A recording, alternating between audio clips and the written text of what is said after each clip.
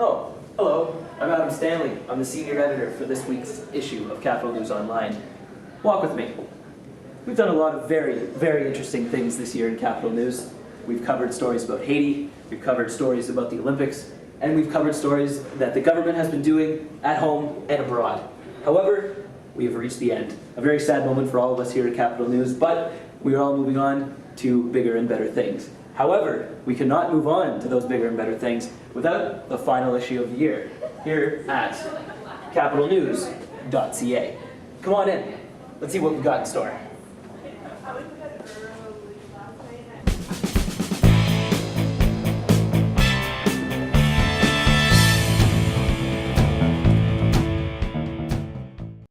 I'm here with Nikki Thomas, one of the stars of all of the Editor's Notebooks thus far. Nikki, why don't you tell us a little bit about your story for this week?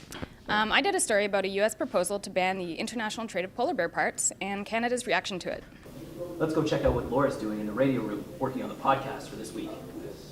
Hey Laura, how's it going? We're just shooting the Editor's Notebook. Want to ask you a quick question about the podcast for this week. Sure. What do you have in store? Well, we talked to TD Chief Economist Don Drummond about how Canada's changing economy is affecting immigrants coming into the country. So check it out. It's great. One of the producers for this week, Margaret Kaplan.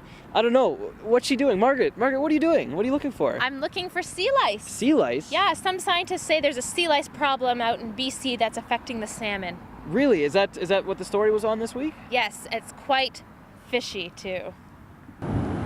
Well, we're just heading back to the classroom now. Got a few things to tighten up before the issue goes live. But as I mentioned, this is the last issue of the year. So from all of us at Capital News Online, thank you so much for all of your continued support and have a great summer.